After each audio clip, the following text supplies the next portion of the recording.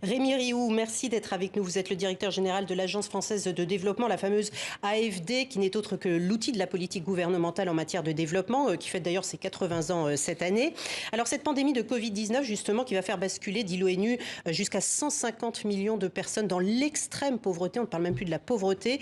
Quel est son impact sur la politique mondiale d'aide au développement, avant de parler de l'AFD précisément? Alors, il faut lutter contre la Covid-19 dans le monde entier. On sait que si on laisse des maillons faibles face à la maladie, finalement, c'est nous tous qui sommes menacés. Et votre reportage le montrait bien. Il faut investir en Afrique. On l'a déjà fait l'année dernière. On a rebasculé 1,2 milliard d'argent de l'AFD et d'autres l'ont fait pour tester, pour préparer les systèmes de santé. Maintenant, le grand sujet, c'est la vaccination en Afrique. Et c'est une très bonne nouvelle de voir ce mécanisme COVAX que le président de la République, vous le savez, a beaucoup poussé avec l'Union européenne, commencer à livrer bientôt. Il y a beaucoup d'impatience, évidemment. 4 pays des seulement doses sur le continent africain. Pour ça va monter en puissance tout au long de l'année. Il faudra faire plus. Et les États africains, vous le savez, s'organisent très bien pour produire localement, pour acheter eux-mêmes aussi de façon groupée, pour couvrir 60% de leur population. COVAX, c'est un peu moins de 30%, je crois, de la population qui sera déjà protégée par ce moyen. Alors, au niveau de l'Agence française du développement, est-ce que du coup, vous avez réorienté certains programmes, puisque l'on sait que votre action couvre 50% vers l'Afrique, va vers l'Afrique. Vous avez du coup peut-être déshabillé Paul pour habiller Pierre ou pas ?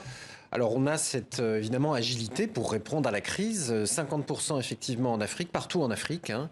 Et on a lancé une initiative l'année dernière qui s'appelait Santé en commun, qu'on a entièrement engagée, encore une fois 1,2 milliard à Dakar en particulier. On a développé de nombreux programmes. Vous savez, il y a un institut Pasteur en particulier à Dakar depuis très longtemps, qui a une grande expertise, qui pourrait même être utilisée d'ailleurs pour produire les vaccins made in Africa même, et augmenter ainsi les capacités de production, qui est le principal obstacle aujourd'hui. Alors, dans votre dernier ouvrage Réconciliation, vous exposez votre vision de l'action développement.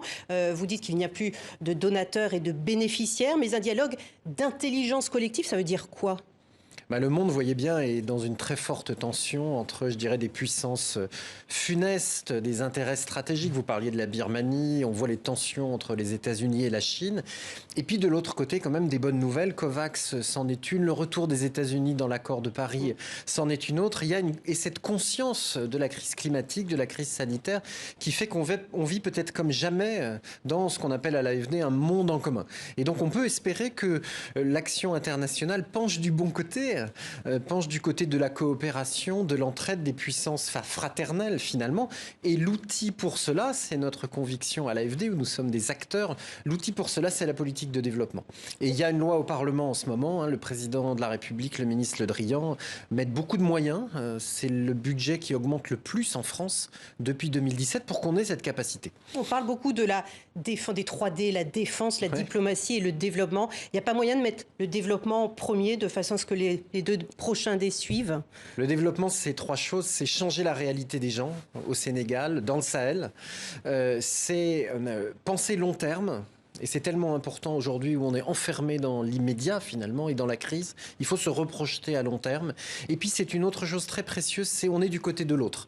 C'est-à-dire on apporte des financements à des acteurs locaux. Je pense au Sahel à nouveau, évidemment, qui va être bientôt à nouveau dans l'actualité. Et on en s'inspire aussi. Et donc évidemment les réponses à la crise sahélienne, ce sont des réponses de développement. Si on veut que durablement la paix s'installe et que les populations reprennent espoir dans leur propre destin. Merci beaucoup Rémi Rioux d'avoir été avec nous, d'avoir répondu à nos questions. Donc et puis je rappelle votre ouvrage Réconciliation aux éditions Débat Public. Merci beaucoup.